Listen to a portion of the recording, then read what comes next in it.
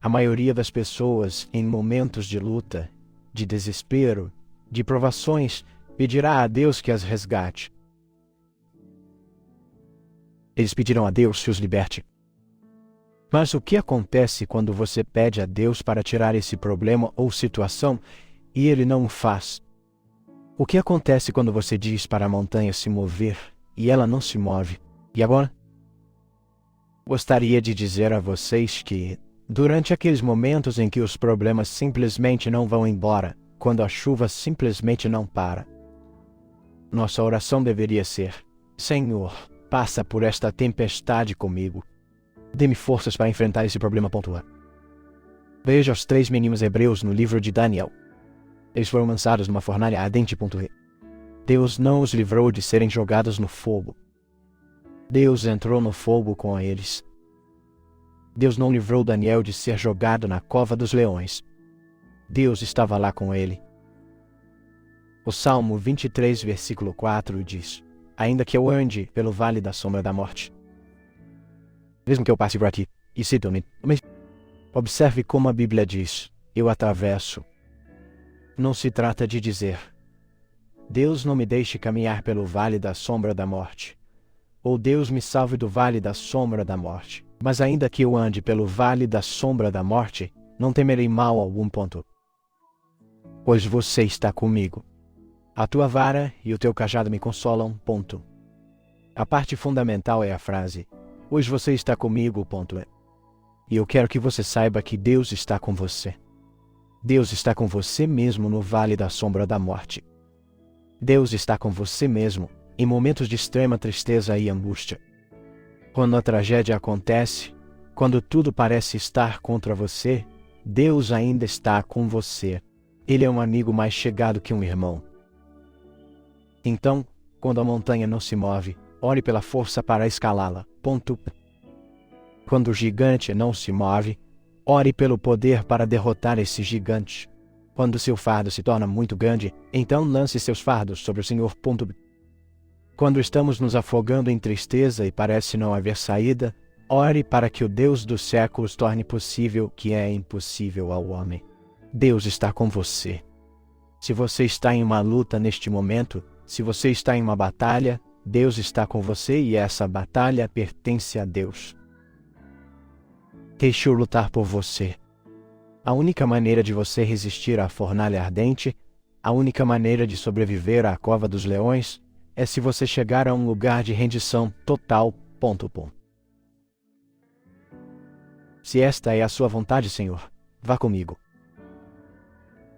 Se esta aprovação não passar, então enfrente esta aprovação comigo, Deus. Se eu tiver que passar por esse fogo, então passe por esse fogo comigo. Essa deve ser a nossa oração. Senhor, vá comigo. Ele sempre lhe dará a graça para superar, a força para resistir, e no final, a vitória pertence a Deus. Quero falar com você sobre a força de um crente. Todos nós podemos nos lembrar de uma época ou situação em que alguém em nossa vida demonstrou força. E não estou falando de força física. Não estou falando de um pai pegando seus filhos em um braço enquanto carrega todas as sacolas de compras no outro. Estou falando de força real. E a força que pode ser vista quando um desastre acontece. Quando um furacão ou tornado destrói a casa da família. Ele destrói as paredes, quebra janelas e não deixa nada de pé. Mas ainda assim, o casal que aparentemente perdeu tudo pode sair dessa situação louvando a Deus por terem sobrevivido. Isso é força. Penso em José. Depois de tamanha traição de seus irmãos, tamanha traição de sua própria carne e sangue, ele os perdoou. Eles o deixaram para morrer e ele os perdoou. Não sei se você realmente entende o nível de força e graça que é preciso para fazer isso, porque se fosse um estranho que o deixasse em um poço para ser escravo ou morrer, talvez você pudesse suportar. Mas sua própria família. Isso é mais doloroso por causa de quem eles são para ele. Mas ainda assim José recebeu a força para perdoar. E ele fez isso graciosamente. Não foi um momento caprichoso de eu te perdoo. Não, ponto. Gênesis 50, versículos 19 a 21 diz: Mas José lhes disse: Não temais, pois estou eu no lugar de Deus. Quanto a vocês, vocês planejaram o mal contra mim, mas Deus o tornou em bem, para fazer com que muitas pessoas fossem preservadas com vida, como estão hoje. Portanto, não tenham medo. Eu cuidarei de vocês e de seus filhos. Assim, ele os consolou e falou gentilmente com eles. Este é um homem que estava falando de uma posição de força. Força no Senhor. Você não poderia ver algo assim por sua própria vontade. Ponto. Você precisa de graça. E então eu me arriscaria a dizer, todos nós, independentemente da denominação, seja você católico ou batista, todos nós que cremos em Jesus Cristo, devemos construir nossa força e confiança no Senhor. Você não acorda simplesmente e tem força e confiança para enfrentar Golias. Nem mesmo Davi poderia fazer isso. A Bíblia diz em Samuel 17, versículos 34 a 36. Mas Davi disse a Saul: Teu servo costumava cuidar das ovelhas de seu pai. E quando vinha um leão ou um urso e pegava um cordeiro do rebanho, eu ia atrás dele e o feria e o livrava da sua boca. E se se levantasse contra mim, eu guardava, o golpeava e o matava. Bem nós e teu servo feriu leões e ursos. E este filisteu incircunciso será como um deles, pois desafiou os exércitos do Deus vivo. Davi enfrentou leões e ursos antes que pudesse enfrentar um guerreiro gigante. Deus o colocou nesses testes para construir sua força. E eu acredito que Deus faz o mesmo conosco também, com crentes. O Senhor nos leva a diferentes lugares em nossas vidas para que possamos ser testados e crescer. Um teste aqui para fortalecer sua fé. Um teste aqui para fortalecer sua necessidade de ler a palavra de Deus. Um teste aqui para fortalecer sua vida de oração. Todo teste tem propósito. Todo teste serve para edificá-lo no Senhor. Ele trabalha na sua paciência, se essa é a área em que você é fraco. Ele trabalha para humilhá-lo, se seu orgulho estiver atrapalhando o seu reino. E deixe-me dizer uma coisa. Através de tudo isso, através de todos esses testes, você aprende a confiar em Jesus. Você aprende a realmente confiar nele. E é aí que você encontra força. É aí que você encontra força real. A única razão pela qual Davi foi capaz de enfrentar Golias foi porque Davi tinha confiança em Deus. Ele confiou em Deus para vê-lo passar. E essa foi sua força.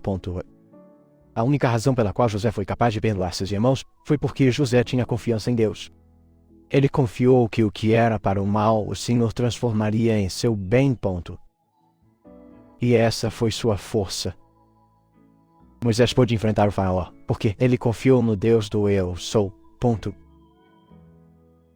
Então, estou falando diretamente com você, se você se sente impotente na situação em que se encontra.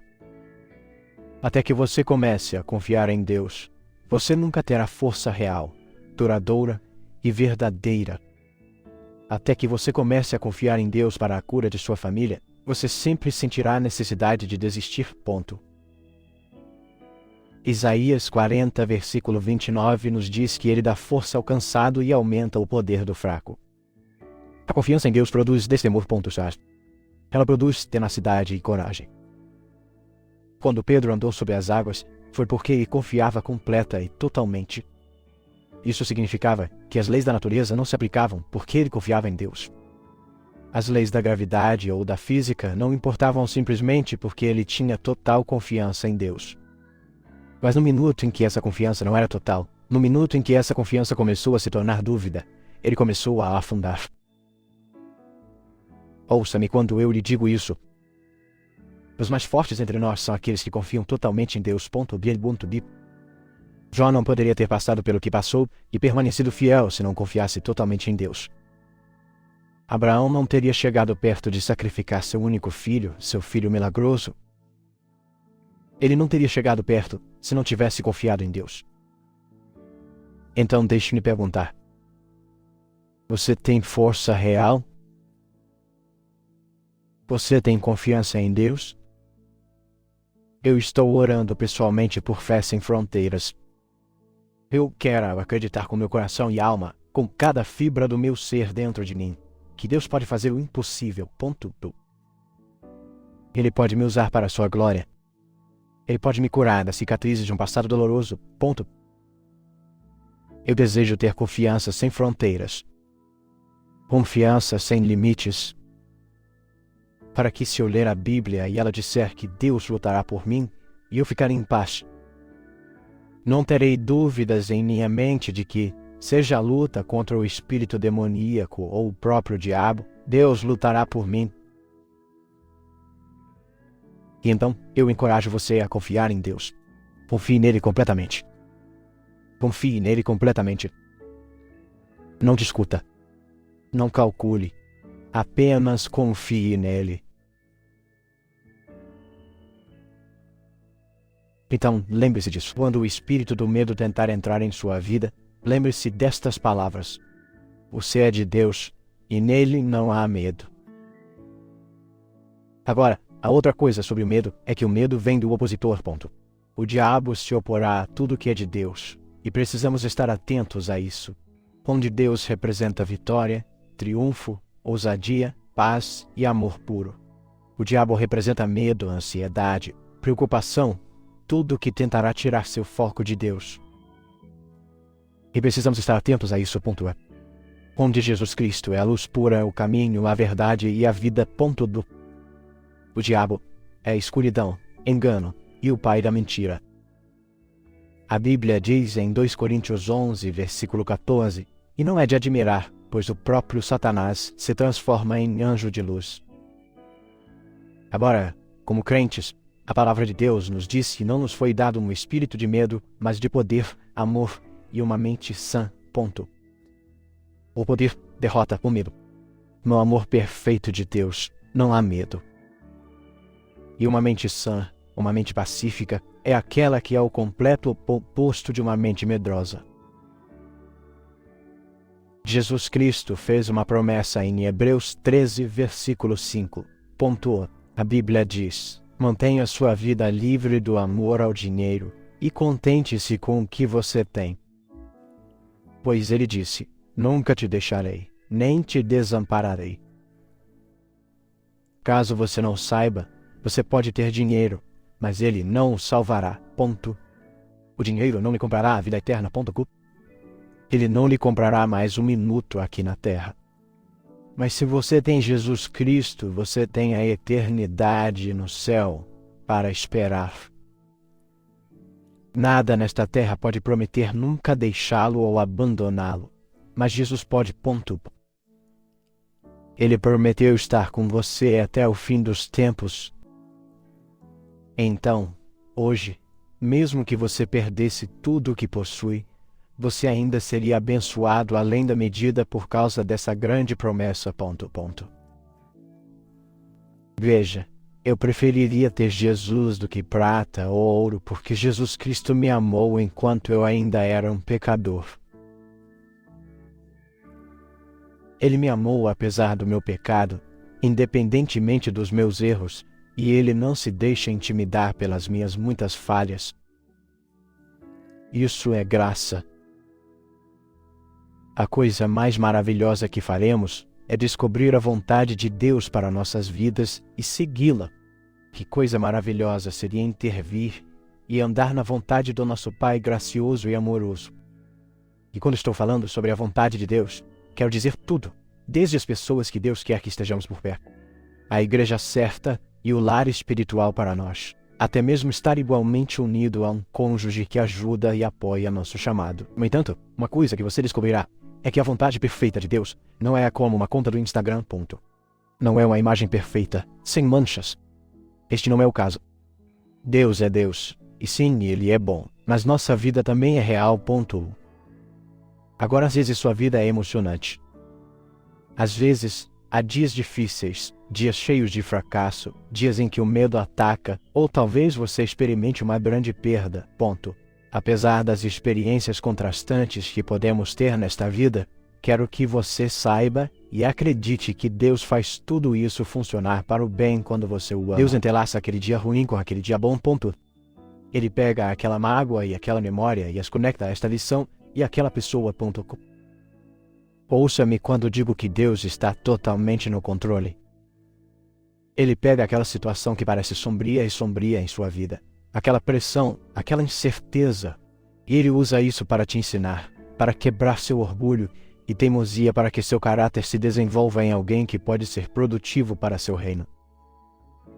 Então, para a mãe que está preocupada, para o pai que está fazendo o melhor para não demonstrar o estresse que está sofrendo, para a mulher que se sente rejeitada ou para o homem que simplesmente não tem muita esperança para o futuro, eu gostaria de te dar uma palavra de esperança. Eu gostaria de te encorajar a não afundar nessa experiência em que você está. Não se afogue em preocupação. Não desmaie nesta estação seca. Segure firme, porque isso também vai passar. Ponto. Claro, você não tem todas as respostas agora, mas quando você está acreditando que Deus abrirá um caminho quando parece não haver caminho, então cada experiência pela qual você passa, não importa quão difícil, não importa quão sem esperança pareça aos olhos naturais, estenda a mão e segure-se naquela palavra de Deus que diz que, em todas as coisas, Deus trabalha para o bem daqueles que o amam, que foram chamados de acordo com seu propósito. Ponto. Há um propósito para esta temporada. Seja forte no Senhor e acredite que Ele está trabalhando em algo nesta temporada em que você está. Ponto. Isaías entendeu esse conceito de Deus misturando e tecendo todas essas experiências que temos na vida. Ponto. Em Isaías capítulo 63, versículo 14, o profeta se lembra do povo indo do Egito para a terra prometida. Ele diz: como gado que desce para a planície, eles foram dados descanso pelo Espírito do Senhor. Foi assim que você guiou seu povo para fazer para si um nome glorioso. Ponto. Então, deixe-me lembrá-lo, povo de Deus. Independentemente do fardo que você esteja enfrentando, independentemente da luta em que esteja, o Senhor tem você em seu coração. Deus prometeu estar com você, não importa o que aconteça. O Senhor nos prometeu em sua palavra e disse: eu nunca te deixarei, nem te desampararei. Então, se você é tímido ou tem medo, anime-se. O Senhor disse que nunca te deixará. Se você tem vergonha do seu pecado, se você se sente mal e com remorso, arrependa-se e anime-se. Deus nunca te deixará. Se você se sente desqualificado, anime-se. Ponto. Deus nunca te deixará. Esta promessa é verdadeira hoje e amanhã, e depois de amanhã, e todos os dias depois disso. Ponto. Você e eu não podemos sobreviver à misericórdia de Deus. Não podemos sobreviver às promessas de Deus. Ponto. Elas sempre sobreviverão a nós porque sua palavra permanece verdadeira para sempre. Ponto. À medida que você amadurece em Cristo, à medida que cresce e se desenvolve em seu conhecimento de Deus, o Espírito Santo trabalhará dentro de você para ampliar seus horizontes e mudar sua perspectiva. 2 Timóteo 2, versículo 21 diz: portanto, se alguém se purificar daquilo que é vergonhoso, será utensílio para a honra, santificado, útil ao dono da casa, preparado para toda boa obra. Ponto. O comentário bíblico de Smith diz o seguinte sobre 2 Timóteo 2, versículo 21. Deus o separará. Deus o ungirá, e você estará apto para o uso do mestre. Então Deus começará a usá-lo. Ponto. E é disso que se trata, não é? Ser usado por Deus para tocar alguma vida. Ser usado por Deus para compartilhar seu amor. Ser usado por Deus como um instrumento. É disso que se trata a vida. Deus começa a prepará-lo por meio da palavra, por meio da oração, por meio de suas experiências. Todas elas fazem parte da preparação necessária de Deus. Paulo escreveu aos Efésios e disse: vocês são feitura dele. Deus já predestinou o serviço que ele quer que você realize para a sua glória. Ponto. Mas ele tem que, antes de tudo, trabalhar em você, preparando você. Então, as experiências pelas quais passo, as dificuldades, as provações, as tristezas, todas elas são parte da preparação necessária de Deus.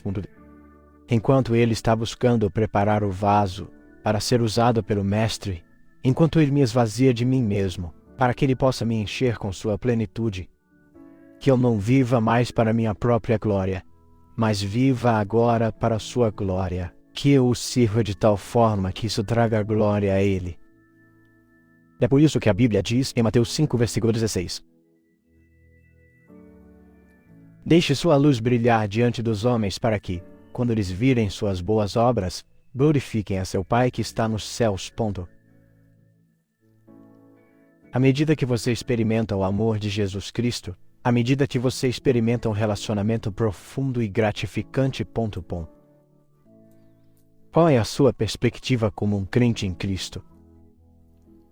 Eu faço essa pergunta porque, em algum momento da sua caminhada com o Senhor, à medida que você o conhece mais e mais, você tem que mudar sua perspectiva de Deus, me leve aqui, me leve ali, para Senhor. Eu te agradeço por quão longe você me trouxe. Eu te agradeço porque não estou mais onde eu costumava estar. Sua perspectiva vai de sempre pedir e sempre buscar receber de Deus. E muda para você sempre buscar servi-lo. Sua oração se torna: Senhor, como posso te servir? Senhor, faça de mim um vaso para seu uso. Nunca poderemos retribuir o sacrifício que Jesus Cristo fez por nós na cruz. Nunca poderíamos encontrar as palavras apropriadas para expressar completamente o quão gratos somos por sua graça maravilhosa, por sua eterna misericórdia e providência. Agora, acredito que tudo o que podemos oferecer ao Senhor como um sinal de gratidão são nossas vidas. Tudo o que podemos oferecer a Jesus Cristo somos nós mesmos. Não podemos retribuí-lo. Não podemos compensar o Senhor ou fazer qualquer coisa que se iguale ao seu sacrifício. Mas eu lhe digo, o mínimo que podemos fazer é servi-lo. O mínimo que podemos fazer é nos tornar um servo do Senhor. É importante examinar a si mesmo em relação ao padrão de Deus e sua palavra. Pergunte a si mesmo: que coisas ímpias eu tolero? Em quais conversas ímpias estou envolvido? Que pensamentos ímpios estou alimentando? A tradução amplificada para 1 Coríntios 11, versículo 31 diz: Mas se nos avaliássemos e julgássemos a nós mesmos honestamente, reconhecendo nossas deficiências e corrigindo nosso comportamento, não seríamos julgados. Este tópico de autoavaliação, autoexame e julgamento de si mesmo é extremamente importante se quisermos nos tornar cristãos que estão vivendo uma vida agradável ao Senhor. Quando se trata de você ser um cristão, quando se trata de você ser um filho de Deus, o que você está buscando? O que você está perseguindo? Sua aprovação será um testemunho para outros, veem como eles também podem conseguir pontos. E a palavra que eu gostaria de lhe dar é que você já está equipado com o que precisa para sobreviver a isso. Você já está equipado com o que precisa para superar isso.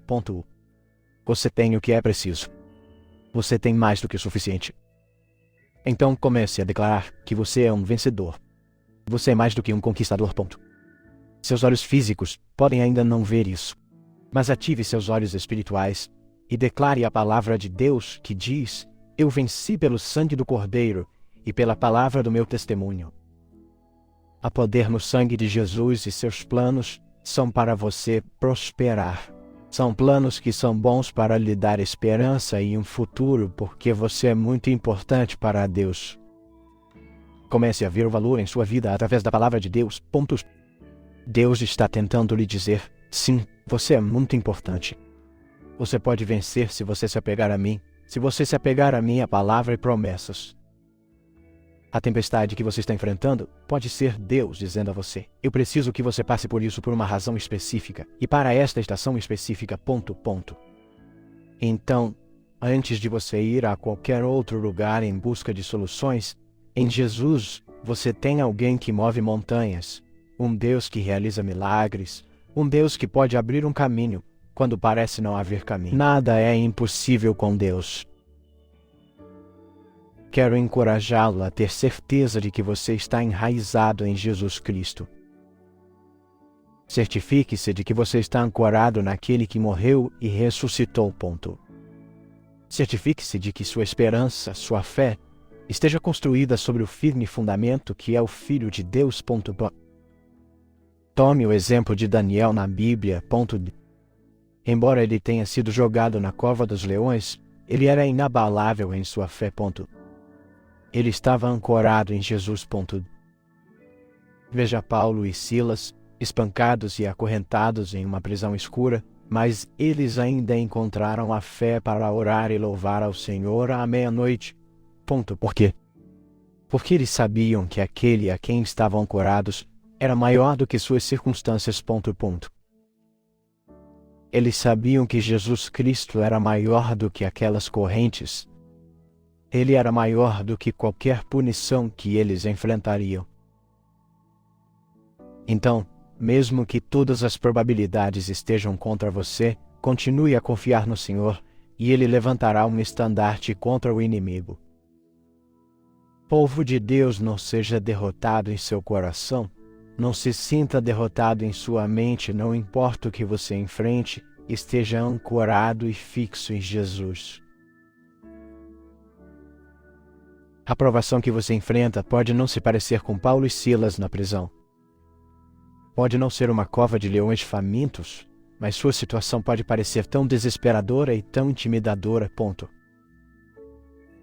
No entanto, quando você estiver no meio disso, quando você não tiver mais para onde ir, não se deixe abalar. Seja inabalável em sua fé. Seja inabalável porque você tem as promessas de Deus para se apoiar. Seja inabalável porque você tem o Espírito Santo que será sua força e seu ajudador. A fé é a substância das coisas esperadas, a evidência das coisas não vistas. Fé é crer nas promessas de Deus. Fé é crer no que seus olhos naturais não podem ver. Deixe-me colocar desta forma. A fé diz que não preciso ver fisicamente o sangue de Jesus para acreditar que estou protegido. A fé diz que não preciso ver fisicamente os anjos para acreditar na palavra de Deus, que me diz que o anjo do Senhor acampa ao redor daqueles que o temem. A fé diz que nem preciso ver o Espírito Santo, para eu acreditar que ele tem poder e é um consolador e um mestre. Veja, a fé é o requisito para todo crente. É o cerne da nossa vida cristã. É pela fé que aceitamos Jesus Cristo como nosso Senhor e Salvador. É também pela fé que vivemos nossas vidas com alegria e contentamento, sabendo que há uma eternidade para ser passada com o Pai lá em cima. E talvez um dos versículos mais proeminentes da Bíblia sobre fé é Hebreus 11, versículo 6. Mas sem fé é impossível agradar a Deus. Pois é necessário que aquele que se aproxima de Deus creia que Ele existe e que é galardoador daqueles que o buscam. Meu irmão e irmã, você está firme na fé? Você está vivendo pela fé? Você está andando pela fé? Veja, a fé é uma vida de ação baseada no que você acredita ser verdade. Por exemplo, a ação de não se preocupar. Isso é resultado de você ter fé de que Deus está no controle. A ação de não tentar consertar tudo. Isso também é resultado de você ter fé de que Deus está no controle. Jesus Cristo disse: não se turbe o vosso coração. Bem, por que Ele disse isso? Porque Ele quer que você tenha fé de que Ele cuidará de todas as suas necessidades. Outra maneira de entender ou definir a fé pode ser resumida da seguinte maneira: fé é fazer a sua parte, que é confiar que Deus fará a parte dele. Sua parte é crer, ponto. É tudo o que você precisa fazer. Então você deixa Deus para fazer a parte dele. Sua parte é permanecer na palavra de Deus. Sua palavra que diz que nada é impossível para Deus. Então deixe-me perguntar a você. Você está fazendo a sua parte? Você está acreditando e permanecendo na palavra de Deus? Você está andando pela fé e não pela vista? Veja, fé forte. Tente saber e acreditar que Jesus Cristo não apenas ressuscitou dos mortos, mas que Ele derrotou o diabo, Ele derrotou a morte, o inferno e a sepultura. Fé forte. Vem de meditar na palavra de Deus. Uma fé forte é cultivada quando você não apenas lê a palavra de Deus, mas a internaliza. Você pondera sobre. Você se detém nela. Eu diria até que uma fé forte vem como produto de grandes provações. Agora, isso não é algo que convidaríamos prontamente, mas é bom saber que se nos encontrarmos em meio a grandes provações, então a fé forte pode ser produzida no processo. Quando você pensa em alguns dos heróis da fé na Bíblia, e todas as provações pelas quais eles passaram, você verá que todos eles tinham uma coisa em comum. Eles eram inabaláveis em sua fé. Eles eram fortes na fé. Daniel, ele foi jogado na cova dos leões, mas ele se agarrou a Deus. Paulo e Silas foram espancados, acorrentados e presos, mas eles ainda louvaram a Deus. Moisés ficou em frente ao Mar Vermelho sem saber o que aconteceria, mas ele clamou a Deus. Todos esses são grandes exemplos de homens que se mantiveram firmes. Mesmo quando todas as probabilidades estavam contra eles, eles permaneceram na fé. Não importa o que eles enfrentassem, sua fé não foi abalada. A fé deles não foi quebrada. E isso porque eles sabiam que o Deus a quem serviam era maior, mais poderoso do que qualquer coisa ou qualquer outra pessoa que eles pudessem enfrentar. Podemos aprender muito com os crentes na Bíblia e com a forma como eles lidaram com a adversidade. Porque mesmo nos dias de hoje, nos encontramos em situações em que nossa fé é posta à prova. E então devemos decidir como responderemos. Agora, sua aprovação pode não se parecer com a deles. Sua aprovação pode não ser uma cova de leões famintos, ou ser perseguido por um exército egípcio em um enorme corpo de água. Mas pode parecer igualmente sem esperança. Pode parecer igualmente intimidador. Mas aqui está o que a Bíblia diz em 1 Pedro 1, versículos 6 e 7. Em tudo isso vocês se alegram muito, ainda que agora, por um pouco de tempo, vocês possam ter que sofrer tristezas e todo tipo de provações. Elas vieram para que a genuinidade comprovada da sua fé, de maior valor do que o ouro que perece, mesmo que refinado pelo fogo, possa resultar em louvor, glória e honra. Quando Jesus Cristo for revelado.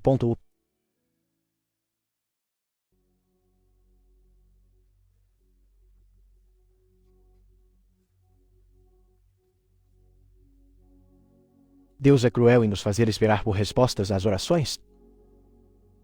Joni Eareckson Tada tem um testemunho incrível sobre esperar no Senhor. Ao olhar para sua vida, podemos ver o que Deus está fazendo ao fazê-la esperar por orações respondidas. Em 1967, aos 17 anos, Joni Eareckson Tada decidiu nadar. Ela mergulhou na Baía de Chesapeake. Ela não percebeu o quão rasa era a água e fraturou sua 4ª e 5ª vértebras cervicais. Isso acabou paralisando-a dos ombros para baixo. No começo, foi extremamente difícil para ela. Ela frequentemente orava por cura, mas nada acontecia. Ela duvidava que Deus fosse real e lutava contra o desejo de viver. No entanto, muitos anos depois, ela refletiria sobre seu tempo em sua cadeira e disse: "Espero de alguma forma poder levar minha cadeira de rodas para o céu. Com meu novo corpo glorificado, ficarei de pé sobre pernas ressuscitadas. Estarei ao lado do Senhor Jesus. Sentirei as marcas dos pregos em suas mãos.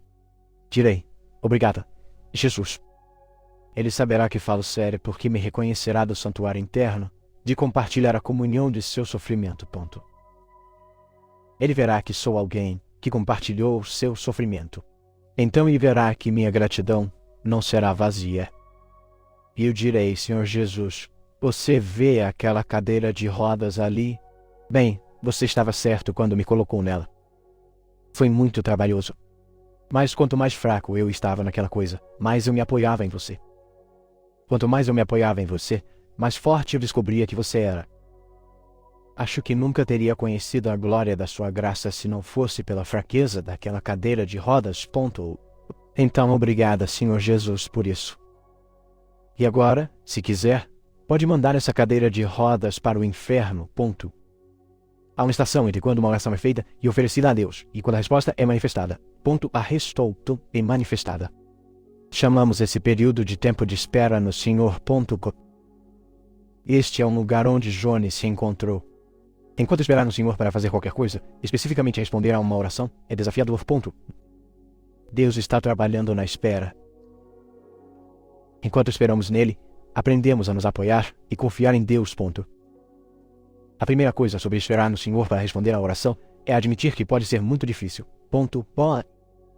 A cultura cristã romantizou a espera no Senhor como se fosse um processo lindo.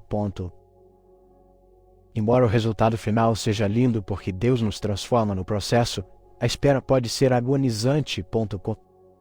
Esperar que Deus cure nossos corpos quando eles estão doentes, ou esperar que Deus conserte um casamento desfeito não é fácil. Até Joni Eareckson Tada admitiu que no início do julgamento, quando perdeu a capacidade de se mover abaixo dos ombros, ela se sentiu extremamente deprimida e teve dúvidas sobre Deus.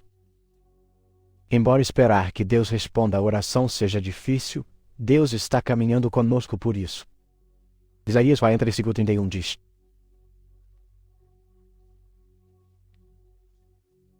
Eles subirão com asas como águias. Eles correrão e não se cansarão. Eles caminharão e não desmaiarão. Nós respondemos correndo para o Senhor para nos dar força. Enquanto esperamos que Ele responda à nossa oração, corremos para Ele com mais oração. Nós também o buscamos na palavra. Não desistimos simplesmente porque Deus não respondeu. Nós nos esforçamos mais para Ele. Embora Deus nos ame e cuide de nós, o que mais lhe interessa do que apenas responder às nossas orações é nos mudar no processo. Pense nisso. Se Deus respondesse a todas as suas orações, como você aprenderia a confiar nele? Se Ele respondesse às suas orações assim que você orasse, sua vida de oração nunca cresceria. Sua oração nunca se desenvolveria. Porque esperar em oração desenvolve seu caráter. Ela o humilha. Ela o treina para ter uma fé tenaz. Acredito que a razão pela qual o Senhor nos faz esperar em oração é porque Ele sabe que o que mais precisamos é ser transformados à imagem de Jesus. Esperar que o Senhor responda às nossas orações nos faz confiar em Deus. Em seu depoimento, Joni Eareckson Tada disse que foi um grande problema. Mas quanto mais fraca eu estava naquela coisa, mais eu me apoiava em você. Quanto mais eu me apoiava em você, mais forte eu descobria que você era. Acho que nunca teria conhecido a glória da sua graça se não fosse pela fraqueza daquela cadeira de rodas. Embora ela odiasse a cadeira de rodas, ela se apoiava em Deus enquanto esperava. Ela teve que reaprender a fazer quase todas as tarefas que consideramos normais, como comer, se comunicar e até mesmo ir ao banheiro. Ela até reaprendeu a pintar, colocando uma escova de dentes na boca. O tempo todo ela estava orando por cura. Quando a cura não veio, isso a ajudou a confiar em Deus em meio à fraqueza. A provação pela qual você está passando, Deus está usando para ajudá-la a confiar mais nele. Então, quais orações você está esperando que Deus responda? Não posso lhe prometer que Deus responderá a essa oração da maneira que você deseja. Infelizmente para Joni, ela ainda não recebeu a cura pela qual orou. Aos 72 anos, ela ainda está em uma cadeira de rodas. No entanto, posso prometer que Deus trabalha em sua vida enquanto você espera. Desde o acidente de Joni, Ela escreveu mais de 40 livros usando uma máquina de voz para texto, se tornou uma artista de gravação e se tornou uma evangelista cristã bem conhecida. Mais do que isso, seu relacionamento com o Senhor cresceu tremendamente devido à sua vida de oração e leitura da palavra. Lá. Deus não quer que você congele e espere por uma resposta à oração, mas continue a buscá-lo. Romanos 12, versículo 12 diz: Alegrai-vos na esperança, sede pacientes na tribulação e amorcida. Seja constante na oração. Temos esperança de que Deus pode responder às nossas orações. Podemos ter a alegria do Senhor como nossa força. Mesmo enquanto esperamos que nossas orações sejam respondidas. E muitas vezes, para alguns de nós, é preciso tribulação para nos fazer orar com intensidade.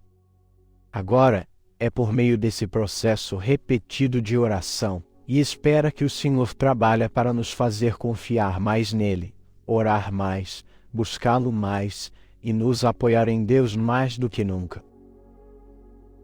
Esperar em Deus é algo que todos nós precisamos fazer como parte de nossas vidas cristãs. Há momentos em que a resposta à sua oração virá relativamente rápido. Então há momentos em que a resposta à sua oração demora mais do que você gostaria. Esses são os momentos em que temos que esperar no Senhor. Esses são os momentos em que temos que confiar no tempo perfeito de Deus. Isaías 40, versículos 30 a 31, diz: Até os jovens desmaiarão e se cansarão, e os jovens cairão completamente. Mas aqueles que esperam no Senhor renovarão as suas forças.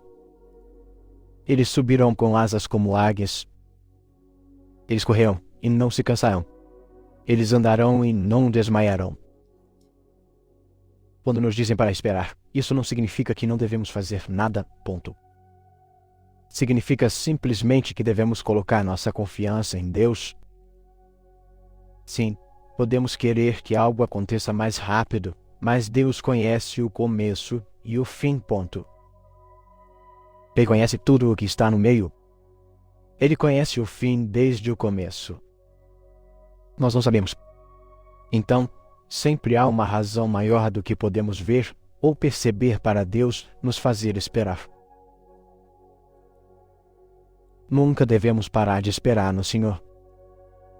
Esta é uma promessa que nos diz que seremos mais fortes. Renovaremos nossas forças somente se esperarmos em Deus. Correremos e não nos cansaremos somente se esperarmos em Deus.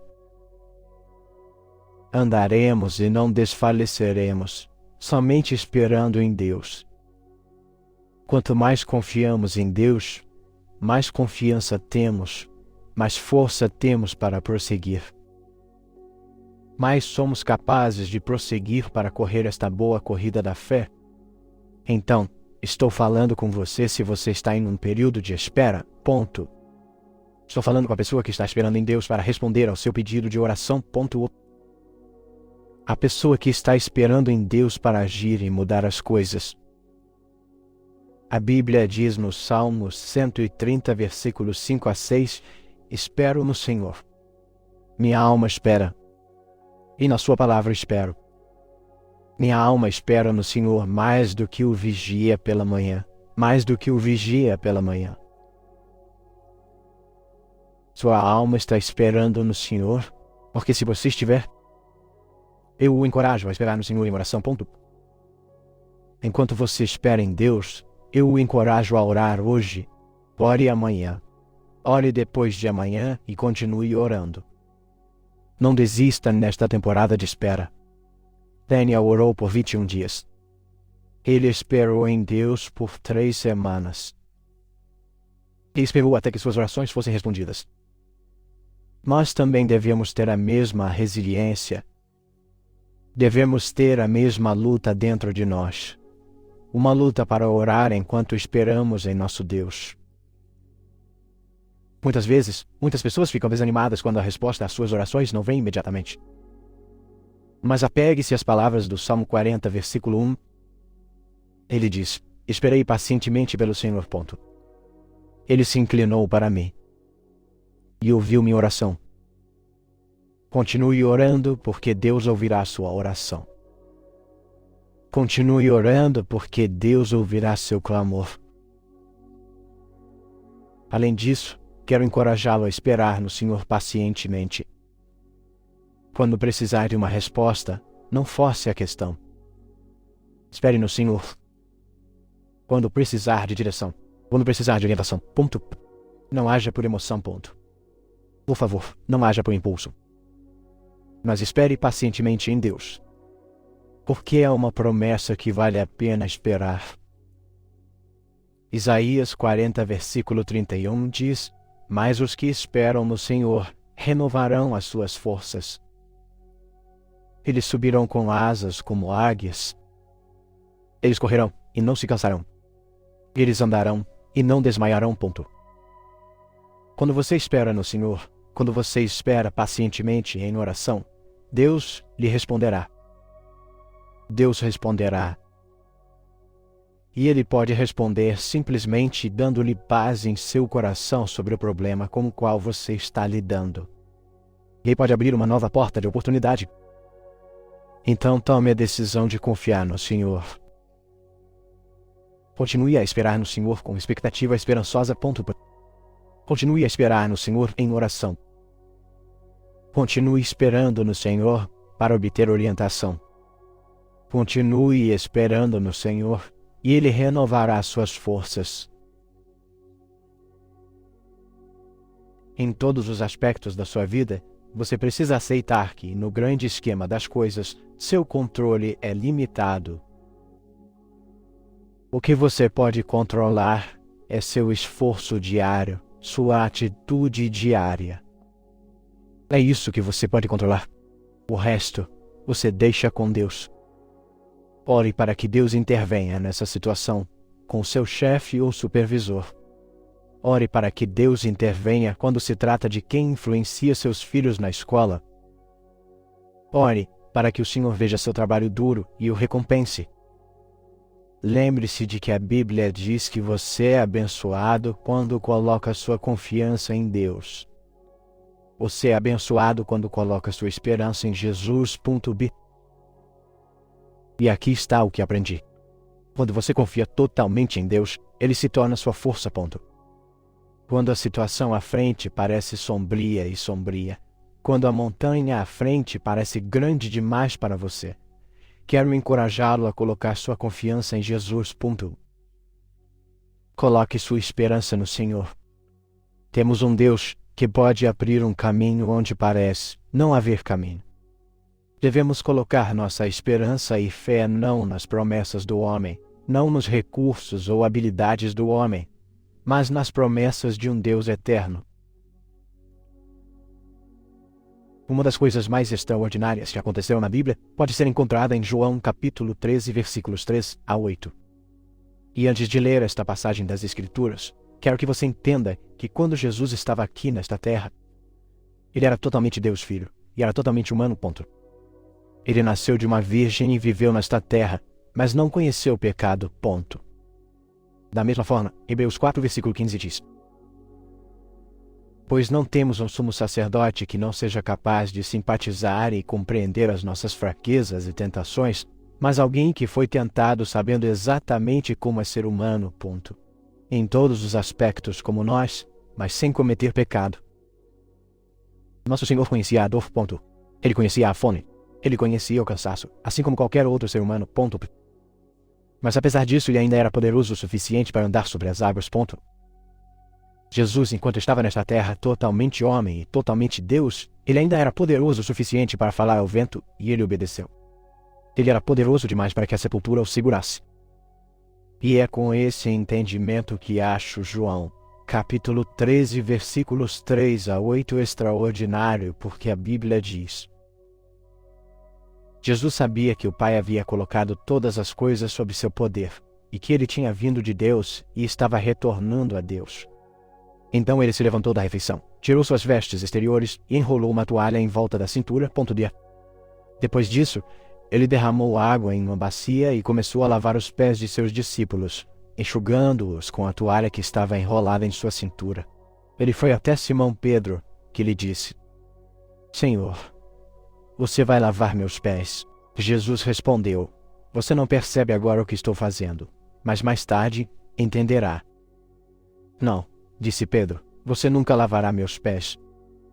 Jesus respondeu: se eu não te lavar, você não terá parte comigo. Agora, a razão pela qual acho esta passagem da Escritura tão poderosa e desafiadora ao mesmo tempo é porque Jesus Cristo, o Filho de Deus, está servindo seus discípulos e lavando seus pés. Este é um ato de humildade incrível. E isso me faz pensar se Jesus foi humilde o suficiente para servir e lavar os pés de seus discípulos. O que dizer de mim? O que posso dizer que estou fazendo pelo Senhor? O que posso dizer que estou fazendo para servir a Deus? Agora, meus irmãos e irmãs, quero encorajá-los a ter um coração de servo. Um coração que busca servir ao Senhor, ponto. Muitos de nós estamos focados no que Deus pode fazer por nós. Estamos focados no que Deus pode nos abençoar, ponto. Deus fez. No entanto, quantos de nós buscamos ser servos no reino de Deus? Quantos de nós buscamos dar seu tempo, sua energia e recursos para servir o corpo de Cristo? Eu acredito que um cristão que dá frutos no reino de Deus é aquele que serve. Então eu encorajo você a parar de viver uma vida estagnada e sem vida. Sirva a Deus. Pare de viver uma vida que só se preocupa consigo mesmo, ponto. Sirva a Deus. Pare de viver uma vida egoísta onde você simplesmente quer isso e aquilo, e pedido de oração após pedido de oração é você pedindo por mais coisas. Esta não é a maneira de viver. Viva para Jesus Cristo, ponto. E você faz isso tomando sua cruz e crucificando a carne. Quer dizer que você para de perguntar: Deus, o que você pode fazer por mim? Mas você começa a perguntar: Deus, como posso servi-lo? Você começa a pedir ao Senhor para usá-lo para sua glória, ponto. Você já viu um pianista profissional tocar? Você já ouviu falar como eles conseguem comandar as teclas daquele instrumento? Você já viu como pode parecer fácil deslizar para cima e para baixo naquele piano? Quando vemos um pianista tocar, nós o vemos tocar como uma obra finalizada. Mas por trás deles, há anos e anos de prática. Por trás deles, há anos e anos fazendo as mesmas coisas repetidamente, ponto. Dia após dia, eles desenvolveram hábitos fortes, pontos. Hábitos que eventualmente os ajudam a alcançar coisas notáveis, ponto. E veja, seus hábitos diários, o que você faz dia após dia, molda muito mais do que você imagina. Vamos pegar o conceito de colher e semear, ponto. Gálatas 6, versículo 8 diz: porque quem semeia para a sua carne, da carne ceifará a corrupção, mas quem semeia para o Espírito, do Espírito colherão a vida eterna. Então pense desta maneira: se o seu hábito dia após dia é se entregar à carne, se é investir na carne,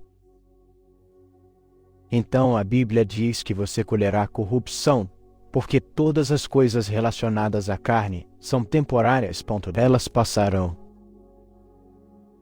No entanto, quando você semeia no Espírito, isso significa que dia após dia você está trabalhando no que agrada a Deus.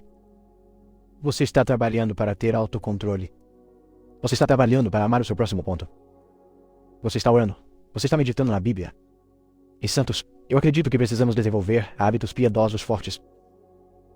A Bíblia em Gálatas 6, versículo 9 diz: não nos cansemos de fazer o bem, pois no tempo próprio colheremos, se não desanimarmos.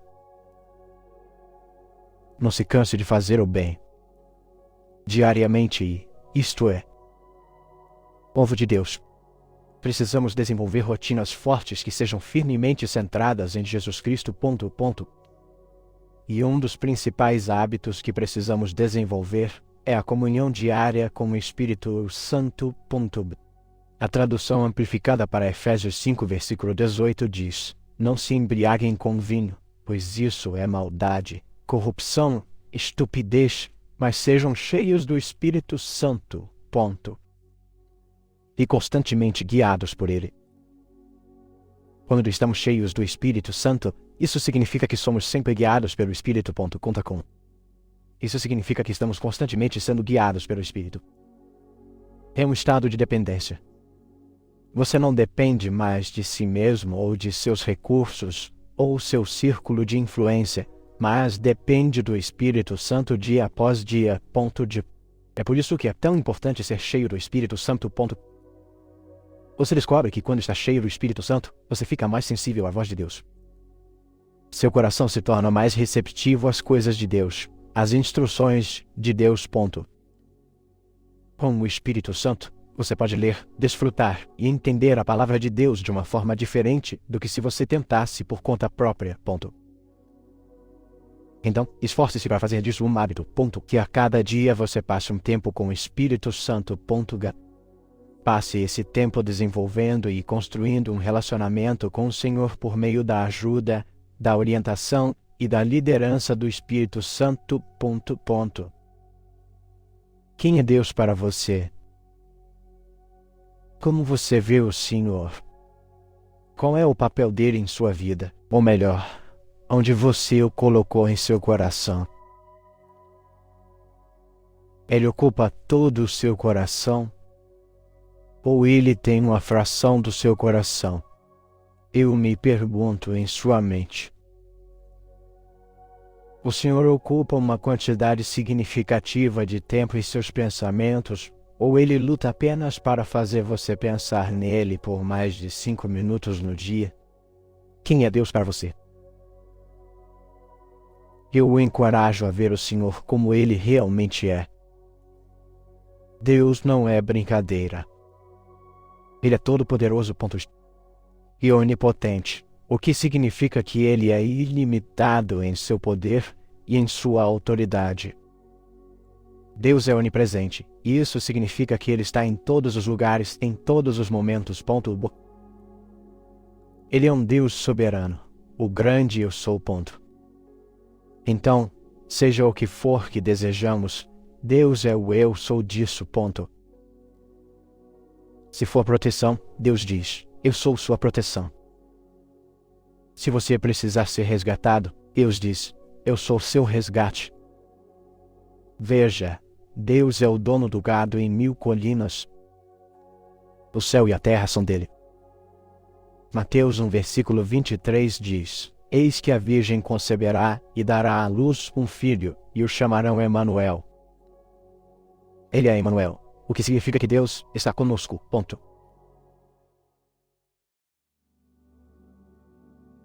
Como indivíduos, muitas vezes somos cegos aos perigos da falta de oração. Orar não é fácil.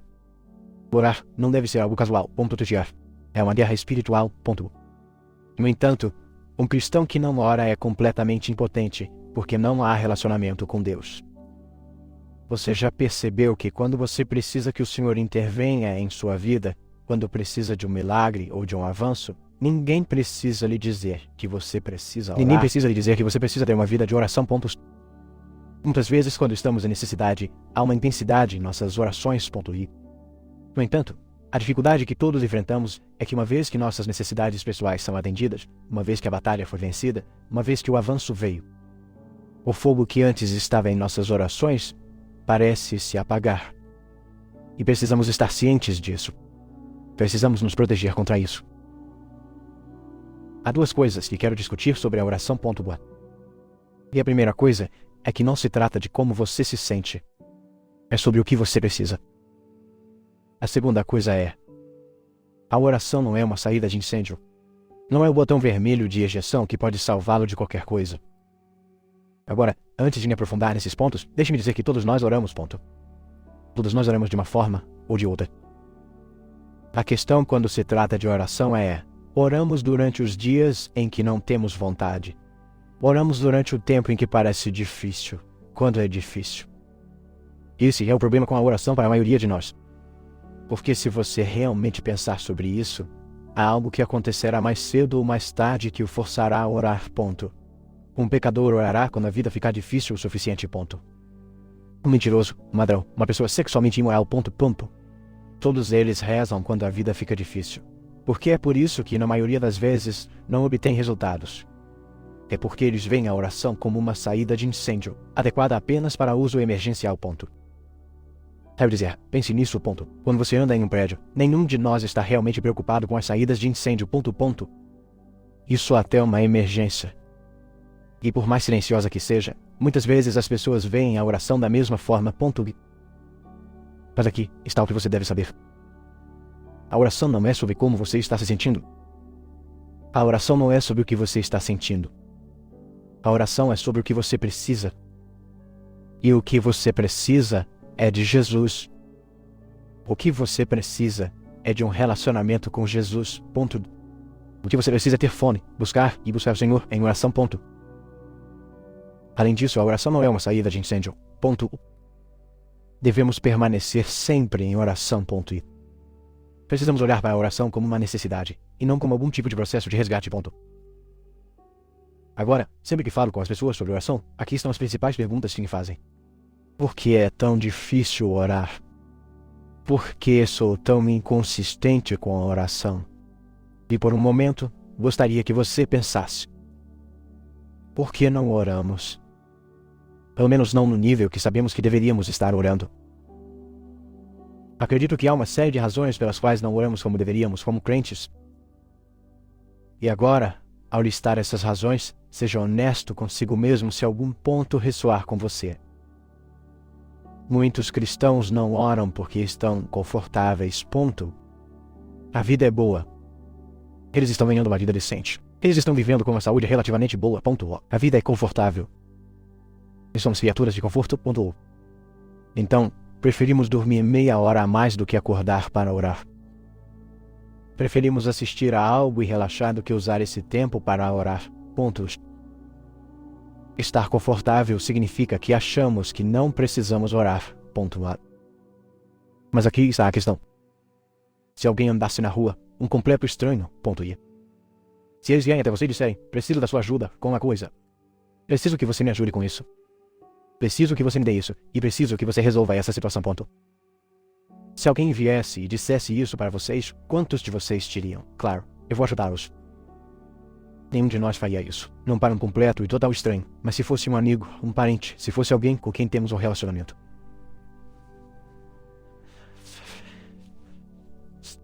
Alguém com quem convivemos e conhecemos, então fica mais fácil ajudar essa pessoa, certo? Bem, eu gostaria de me submeter a você que muitos de nós estamos indo a Deus com uma lista emergencial de pedidos de oração e milagres, ponto. Mas não dedicamos tempo para construir um relacionamento com Ele. Deus nunca ouviu você orar com sinceridade, quando as coisas eram confortáveis para você. Ele nunca viu você de joelhos quando estava aproveitando a boa temporada da sua vida, ponto. Então pense sobre isso. Por que ele deveria largar tudo por alguém que demonstra pouco ou nenhum esforço? Deus não se zomba. Você não pode tirá-lo do banco do motorista apenas para bater e esperar que ele limpe a bagunça que você fez. O que estou tentando encorajá-lo a fazer é orar durante cada período de sua vida. Se você é zoado, ore. Se você estiver se sentindo deprimido e desanimado, ore. Se você está vivendo com abundância e conforto, não se esqueça de orar, ponto. Se o negócio estiver crescendo e o dinheiro começar a fluir, lembre-se de orar. Não pense que só porque você está confortável, não precisa orar, ponto. Não pense que só porque você está confortável, você pode fazer isso sozinho, ponto. Um cristão confortável é muitas vezes um cristão que não ora. Mas aqui está a questão. A oração sustenta você. Essa conexão entre você e o Senhor. Ela lhe dá uma fonte divina de força e apoio, ponto. A oração também o prepara. Ela o prepara para batalhas espirituais. Ela o prepara para lutar porque nossa carne, nossos corpos lutam, ponto. Eles não querem orar. Este é o homem carnal, e seu desejo é egoísta. Seu desejo é prazer, e sua natureza é pecado, ponto. Agora, se você pode sujeitar seu corpo à oração, quer você sinta vontade ou não, então você é um homem ou uma mulher que está pronto para lutar, ponto. Então, a cada dia, tome seu pulso espiritual pela manhã, ponto. Verifique se seu coração está batendo pela oração, porque você sabe que é uma necessidade. Verifique seu pulso espiritual e certifique-se de que a oração é uma questão de urgência para você, porque se não for, Então você pode estar em uma das posições mais perigosas que alguém pode estar. E isso é estar confortável. Então, eu o encorajo. Não comprometa quando se trata de oração. Não enfraqueça o poder da oração. Não torne a oração como garantida. Ore porque você sabe que precisa de Jesus Cristo. Você sabe que você precisa desenvolver e cultivar um relacionamento com Jesus Cristo. Agora, eu entendo que na vida haverá dias em que você descobrirá que pode facilmente capturar o espírito da oração. Você pode orar sem esforço. Você pode orar e sentir como se uma hora fosse apenas 10 minutos. No entanto, você também encontrará dias em que a oração não será nada além de uma luta. E é quando você encontra esses momentos que você deve seguir em frente. Orar é lutar. Você tem que lutar para orar. E nos dias em que você luta, eu quero encorajá-lo a ser resiliente e lembrar que o tamanho da sua oração deve corresponder ao tamanho da sua oposição. E sua oposição é o diabo. Sua oposição pode ser encontrada em Efésios 6, versículo 12, onde a Bíblia diz: "Pois não lutamos contra a carne e o sangue, mas contra os principados, contra as potestades, contra os príncipes das trevas, contra as forças espirituais do mal nas regiões celestiais." Todos nós devemos saber que estamos lutando contra o reino das trevas. O inimigo tentará se infiltrar em nossos lares. Ele tentará causar divisão na família e na igreja se nos tornarmos cristãos sem oração. Eu encorajo vocês a orar porque alguns de vocês precisam de força para derrotar fortalezas. Alguns de vocês precisam de graça para superar inseguranças. Alguns de vocês precisam da mão de Deus para agir dentro de sua família e restaurar relacionamentos danificados. Jesus diz no livro de Mateus 7, versículo 7, peça, e será dado a você. Busque, e você encontrará.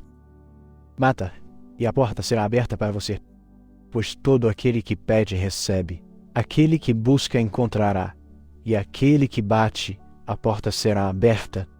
Isso é Jesus efetivamente nos dizendo para orar até que algo aconteça. Continue buscando o Senhor até encontrar sua resposta.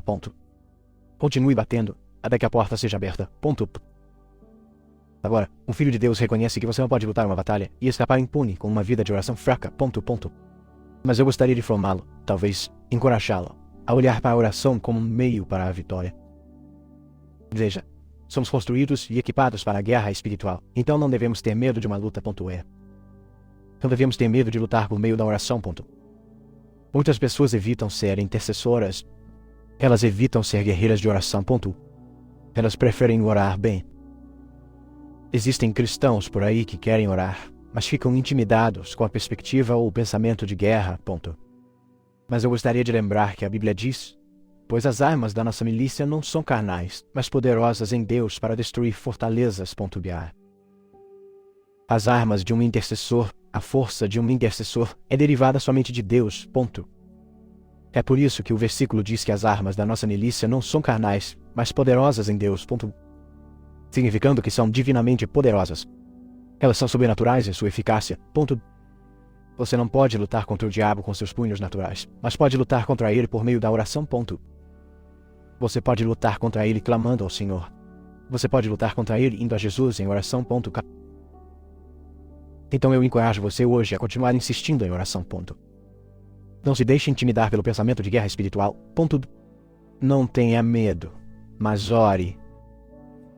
Seja resiliente e implacável, sabendo que a oração é uma luta.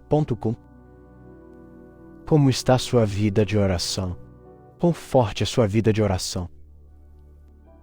Eu faço essas perguntas porque muitos crentes vão orar hoje e parar de orar amanhã, desanimados e derrotados, pensando que Deus não respondeu às suas orações. Embora possa haver um momento em que Deus responda às orações rapidamente, acredito que às vezes precisamos orar com frequência. Precisamos orar consistentemente antes que possamos ver a mão de Deus se mover em nossas vidas. Agora, a tradução amplificada para Tiago 5, versículo 16 diz: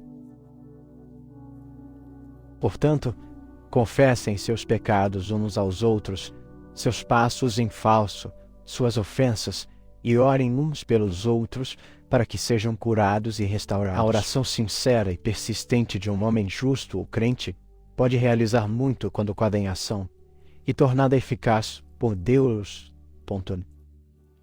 Ela é dinâmica e pode ter um poder tremendo.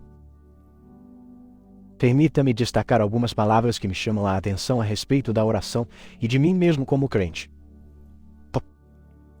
Primeiro, minhas orações devem ser sinceras. Elas precisam vir de um lugar profundo dentro de mim, que anseia pelo Senhor. Segundo, minhas orações precisam ser persistentes. Elas devem ser frequentes.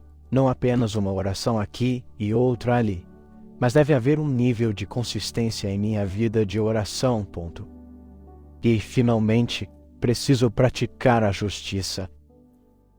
Preciso de Jesus Cristo para me ajudar a me tornar uma pessoa justa, um crente justo. Então, de Tiago 5, versículo 16, quero que você tire 3 coisas sobre sua vida de oração. Suas orações devem ser sinceras. Suas orações devem ser persistentes. E você precisa se esforçar para perseguir e buscar a justiça de Deus. Agora, gostaria de encorajá-lo com o livro de Neemias. No capítulo 8, a última parte do versículo 10 diz: Não se entristeçam, pois a alegria do Senhor é a sua força. Podemos permanecer fortes por causa da grande alegria que temos em Cristo. Podemos ficar em paz sabendo que não importa o resultado da nossa situação, temos esperança eterna em Jesus. Temos grande certeza de que, mesmo quando as coisas parecem incertas, o Senhor está sempre cuidando do nosso melhor interesse. Isaías 40, versículo 31 diz: Mas aqueles que esperam no Senhor renovarão as suas forças. Eles subirão com asas como águias. Eles correrão e não se cansarão. Eles andarão e não desmaiarão. Por toda a Bíblia vemos essas belas promessas.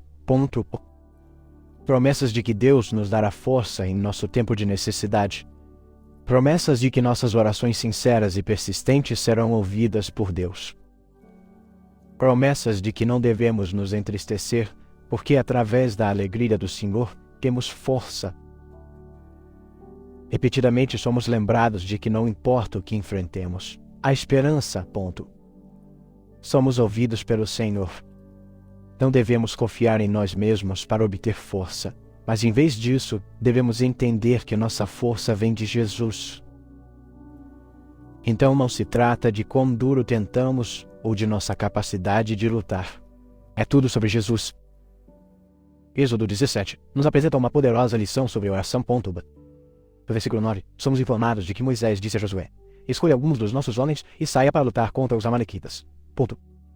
Amanhã estarei no topo do monte com o cajado de Deus em minhas mãos. Então, Josué lutou contra os amalequitas como Moisés havia ordenado, e Moisés, Arão e Hur foram até o topo do monte. Enquanto Moisés mantinha as mãos erguidas, os israelitas estavam vencendo. Mas sempre que ele abaixava as mãos, os amalequitas estavam vencendo. Quando as mãos de Moisés se cansaram, eles pegaram uma pedra e a colocaram debaixo dele, e ele se sentou nela. Arão e Hur levantaram suas mãos, uma de um lado, uma do outro, de modo que suas mãos permaneceram firmes até o pôr do sol. Então Josué venceu o exército amalequita com a espada. Há várias lições a serem aprendidas desta passagem das Escrituras. Moisés foi orar longe da batalha, para um lugar tranquilo. Ele não começou a orar na linha de frente, mas recuou um pouco e subiu uma colina para orar. E essa é a perspectiva que um filho de Deus precisa ter. Temos que lutar nossas batalhas em particular. Não há necessidade de audiência ou espectadores. Em distrações. São simplesmente eles em seu armário de oração, e isso é o suficiente. Um armário de oração permite intimidade com Deus. Ele se torna sua sala de guerra. Deus age em resposta à oração. Cada vez que Moisés abaixava as mãos em cansaço, os amalequitas começavam a vencer. E acredito que essa foi a maneira de Deus nos ensinar que as batalhas que enfrentamos como filhos de Deus são vencidas e perdidas pela oração ou pela falta dela. Precisamos confiar na oração e em nada mais. A guerra espiritual contra o diabo é contínua para nós como filhos do Senhor. Então precisamos permanecer sob o sangue de Jesus e em oração se quisermos vencer. Agora, mais uma vez, sempre que Moisés levantava a mão, Israel prevalecia. E sempre que ele abaixava a mão, Amaleque prevalecia. Quando oramos, as coisas acontecem. Pessoas são curadas, situações são alteradas, os quebrados são curados novamente e batalhas espirituais são vencidas. Mas se nos distraímos e baixamos a guarda, o inimigo tem a oportunidade de nos atacar. Quando paramos de orar, inibimos o poder de Deus em ação em nossas vidas. Mais oração, mais poder. Mas o oposto é verdadeiro. Sem oração, sem poder. A beleza da história de Moisés é que ela mostra que ele é humano, não esse gigante da fé que parece intocável. Diz. Moisés demonstrou que é como nós na oração. Ele se cansa, fica frágil, vulnerável e fraco. Os mesmos sentimentos que nós experimentamos. Moisés se cansou, mas perseverou. E é isso que devemos fazer. Devemos perseverar na oração. Devemos continuar insistindo na oração. O Senhor ainda responde às orações. Jesus Cristo é fiel e misericordioso. Se você clamar ao Senhor, sua palavra diz: eu lhe mostrarei coisas grandes e poderosas que você não conhece. Deseja ser um guerreiro de oração por direito próprio. Um guerreiro de oração que é dedicado e comprometido em manter um relacionamento próximo com o Senhor.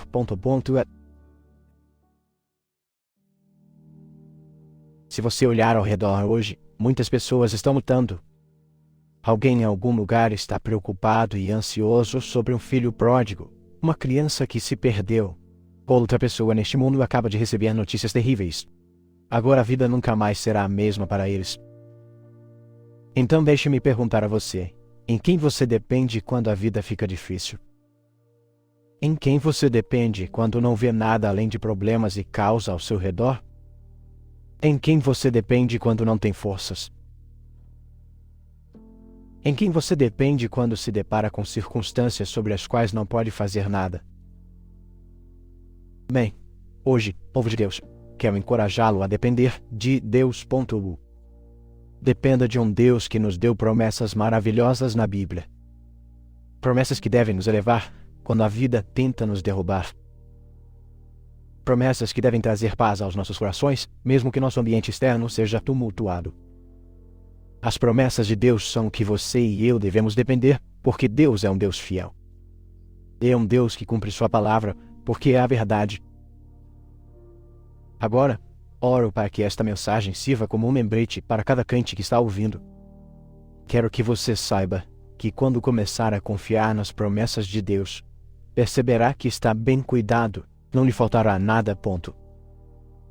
E para aqueles que podem estar se perguntando, quais são essas promessas? Permita-me lembrá-lo do que a Bíblia diz. Em Isaías 41, versículo 13, a Bíblia diz: pois eu, o Senhor, teu Deus, seguro a tua mão direita. Sou eu quem te diz: não temas, eu sou quem te ajuda. Esta é uma promessa para aquelas estações da vida em que sentes que não consegues ter uma pausa. É uma promessa de que Deus Todo-Poderoso te ajudará. O Senhor virá em teu auxílio. Ele será o teu apoio. Ele será o teu pilar de força. Quando a Bíblia diz: fica quieto e sabe que eu fui, está realmente a dizer-te para parar tudo o que estás a fazer.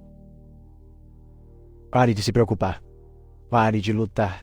Pare de resistir e comece a render-se a Deus. Comece a ouvir Deus. Algo sobre a quietude. E eu acredito que esse versículo está nos chamando para ficarmos quietos diante do Senhor, porque precisamos direcionar toda a nossa atenção, todo o nosso foco no Senhor.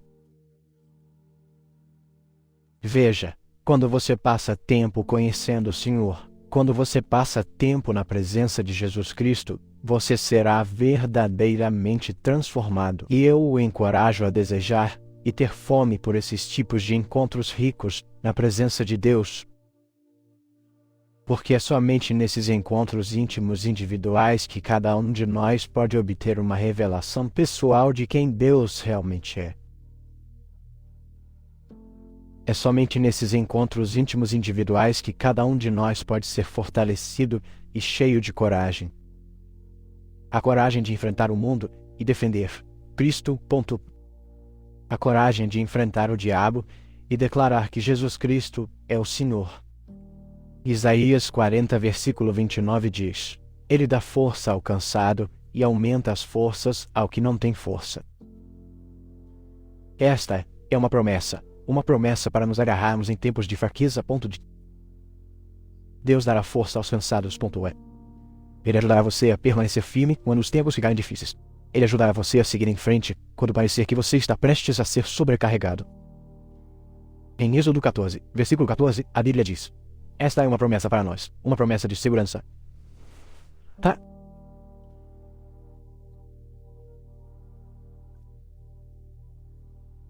Deus lutará suas batalhas. Ele lutará nossas batalhas e precisamos apenas nos manter em paz. E então, não há necessidade de ir e voltar, tentando lutar aqui, ali e em todos os lugares. Em vez disso, deixe Deus trabalhar em seu favor, porque temos uma promessa de que a batalha que você enfrenta pertence ao Senhor. A Bíblia em Filipenses 4, versículo 19 diz: E o meu Deus suprirá todas as vossas necessidades, segundo as suas riquezas em glória, por Cristo Jesus. Esta é uma promessa de provisão. Se você tem uma necessidade, Deus pode suprir essa necessidade. Isso não significa que você terá tudo o que deseja, mas em Jesus Cristo você terá tudo o que pode precisar. Então, eu o encorajo a conhecer as promessas de Deus. Conheça-as e apegue-se às suas promessas. O profeta Isaías recebeu uma revelação que deve inspirar todos nós a reconhecer Deus por quem Ele realmente é. Ouça atentamente o que Isaías 45, versículos 2 a 7, diz: Eu irei adiante de você e endireitarei os lugares tortuosos. Quebrarei as portas de bronze e cortarei as trancas de ferro. Eu lhe darei os tesouros das trevas e as riquezas ocultas dos lugares secretos, para que você saiba que eu, o Senhor, que o chamo pelo seu nome, sou o Deus de Israel, por amor de Jacó, meu servo, e de Israel, meu eleito. Eu até o chamei pelo seu nome. Eu te dei um nome, ainda que não me conheças. Eu sou o Senhor, e não há outro. Não há Deus além de mim. Eu te cingirei, ainda que não me conheças, para que saibam, desde o nascimento até o pôr do sol, que não há outro além de mim. Eu sou o Senhor, e não há outro. Eu formo a luz e crio as trevas. Eu faço a paz e crio a calamidade. Eu, o Senhor, faço todas essas coisas. Esta é uma revelação maravilhosa de quem Deus é. Deus está firmemente no controle. Deus é onisciente. Deus é todo-poderoso. Isaías 45, 22, 23 diz: Olhai para mim e sede salvos, todos vós, confins da terra, porque eu sou Deus e não há outro. Jurei por mim mesmo que saiu da minha boca a palavra de justiça e não voltará. Que diante de mim todo joelho se dobrará, toda língua prestará juramento. Naqueles momentos em que ainda estamos diante de Deus, precisamos perceber quão poderoso Deus é. Quão poderoso Deus é. A Bíblia nos diz que não há ninguém nem nada que possa ser comparado a Deus. Precisamos nos lembrar disso. Nada nem ninguém é digno de competir pelo primeiro lugar do seu coração.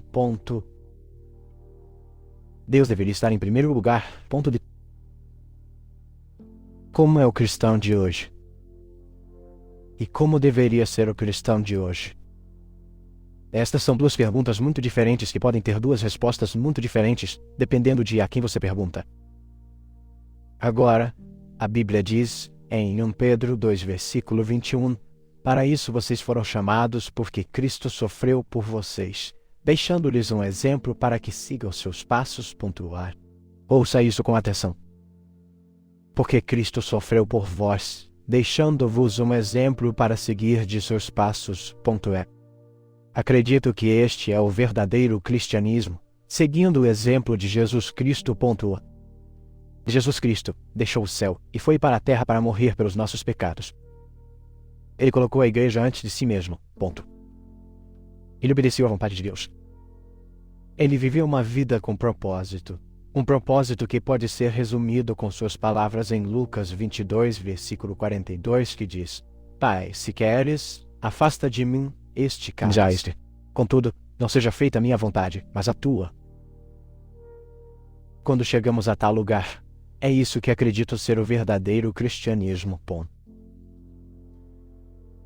Agora, gostaria de encorajá-lo a tomar as seguintes medidas para que você possa ter certeza de que está marchando para frente e vivendo uma vida que agrada ao Senhor.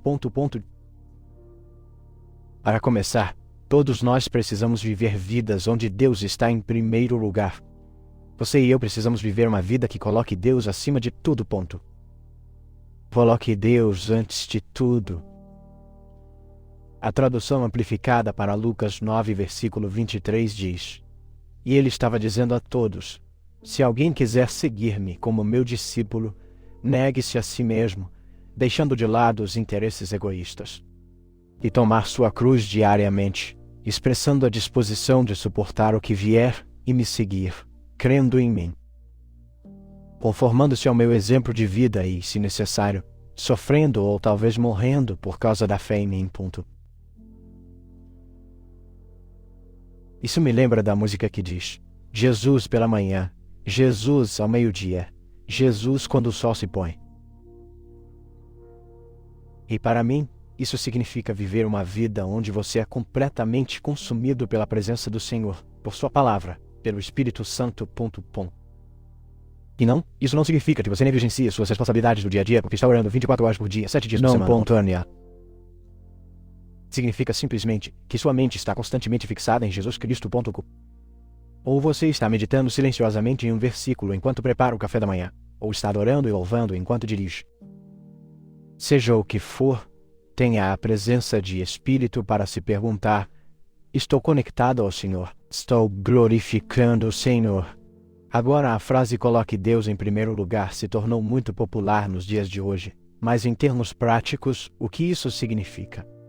Bem, quando perguntaram a Jesus qual era o maior mandamento, ele respondeu em Mateus 22, versículo 37. Jesus lhe disse: Amarás o Senhor teu Deus de todo o teu coração, de toda a tua alma e de todo o teu entendimento. Este é o primeiro e grande mandamento. Ponto. Isso me diz que seu amor por Jesus Cristo supera tudo. É um amor que prioriza o Senhor. Deus primeiro realmente significa Deus primeiro. Ponto. Agora, outro ponto que eu gostaria de destacar sobre um verdadeiro seguidor de Jesus Cristo é que eles temem o Senhor. E temer a Deus não significa que você tem medo dele, não. Ponto. Temer a Deus é perceber quem Ele é, quão grande Ele é, quão poderoso e todo-poderoso Ele é. E isso leva você a ter um profundo respeito, reverência e admiração pelo poder e autoridade de Deus. Provérbios 1, versículo 7 diz: O temor do Senhor é o princípio do conhecimento. Os tolos desprezam a sabedoria e a instrução. O temor a Deus é o que motiva o comportamento piedoso. O temor a Deus leva a pessoa a se arrepender e a buscar uma vida santa. O temor a Deus mantém você no caminho reto e estreito. Quando você teme a Deus, você não encara o pecado levianamente porque sabe que Deus é santo e puro e Ele não tolera injustiça e impureza. Outras características de um verdadeiro seguidor de Jesus Cristo são que eles servem de todo o coração. Tudo o que eles fazem é para a glória de Deus. 1 Coríntios 10, versículo 31 diz: Portanto, quer comais, quer bebais, ou façais outra coisa qualquer, fazei tudo para a glória de Deus.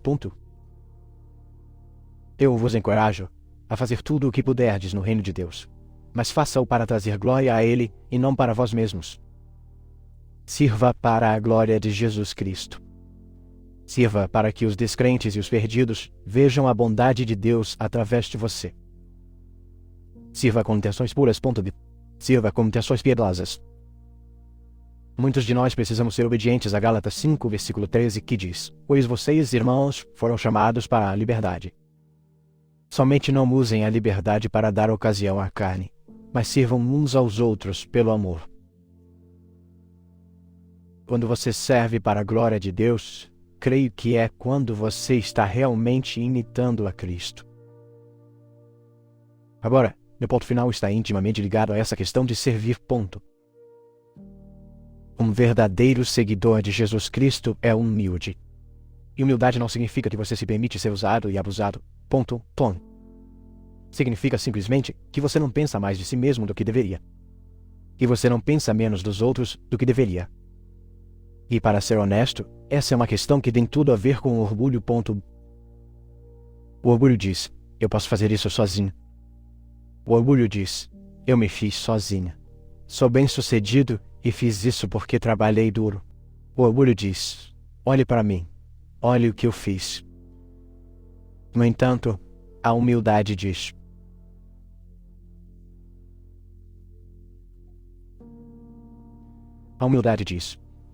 Deus me dará força. Deus renovará minha força. Eu acredito que posso fazer todas as coisas por meio de Cristo que me fortalece. Você vê a diferença. O orgulho diz, olhe para mim, mas a humildade diz, olhe para Cristo. O orgulho diz, olhe para o que eu fiz, mas a humildade diz, olhe para o que o Senhor fez. Tiago 4:6, mas Ele dá mais graça. Por isso diz, Deus se opõe aos soberbos, mas dá graça aos humildes. Você encontra favor em ser humilde? Você encontra bênçãos em ser humilde? Então eu encorajo você a ser alguém que coloca Deus em primeiro lugar. Seja dia ou noite, faça chuva ou faça sol, coloque Deus em primeiro lugar. Seja alguém que vive com o temor do Senhor em sua vida. Reverencie e honre nosso Senhor Jesus Cristo. E finalmente, seja humilde. Seja sempre humilde em tudo o que fizer. Procure servir aos outros, tudo para a glória de Deus. Povo de Deus, quero perguntar uma coisa a vocês. Quando foi a última vez que você reconheceu publicamente Jesus Cristo como seu Senhor e Salvador? Agora, pode ter sido para um colega de trabalho que você vê todos os dias, ou para alguém que você acabou de conhecer e com quem começou uma conversa. Mas, no geral, acredito que cada um de nós, durante o curso de nossas vidas, teremos pelo menos uma oportunidade de declarar publicamente o que acreditamos e em quem acreditamos. A Bíblia diz em Mateus 10, versículo 32. Agora, eu não sei sobre vocês, santos, mas aqui está a minha confissão.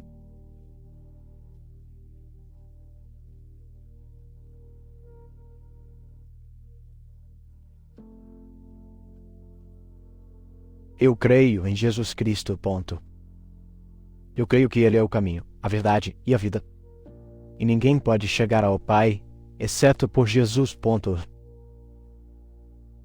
Eu creio que Ele é o pão da vida. Ele é aquele que pode nos sustentar. Eu creio que Jesus Cristo é o príncipe da paz. E nele você encontrará paz além de todo o entendimento humano. Eu creio que Jesus Cristo é a luz do mundo e o bom pastor. Eu creio que era um curador e um milagreiro quando andou aqui nesta terra. E eu também creio que Ele ainda é capaz de fazer o impossível, mesmo hoje. Eu creio que Ele morreu na cruz pelos nossos pecados, pelos meus pecados. E eu creio que Ele ressuscitou depois de 3 dias e ascendeu ao alto. E agora mesmo, Ele está sentado do lado direito do Pai. Ouça-me. Em nome de Jesus Cristo. Há poder. Jesus Cristo é o nome acima de todo outro nome. Ele é o autor e consumador da nossa fé. Ele é o ressuscitado, o Todo-Poderoso. Quando falamos esse nome, o poderoso nome de Jesus Cristo, toda doença tem que se curvar. Toda doença tem que ir embora. Toda corrente tem que se soltar. E então aqui está minha palavra para vocês como crentes. Não devemos ter vergonha do Evangelho de Jesus Cristo. Nunca devemos comprometer a palavra de Deus para que possamos nos encaixar neste mundo. Não devemos ter vergonha do Evangelho, por causa do diabo no mundo. Eles estão agressivamente espalhando uma mensagem de engano. O diabo neste mundo está agressivamente tentando afastar as pessoas do Evangelho Salvador de Jesus Cristo. E então é hora de nós, como crentes em Jesus Cristo, nos levantarmos e declararmos ao mundo que há um Salvador. Há alguém que pode libertá-lo se você estiver preso. Há um Redentor, e seu nome é Jesus Cristo. Santos, não devemos ter vergonha do Evangelho, mas como cristãos, devemos nos levantar e lutar pelo Evangelho. Devemos nos levantar como filhos e filhas do Altíssimo. E proclamar que Jesus Cristo é o Senhor.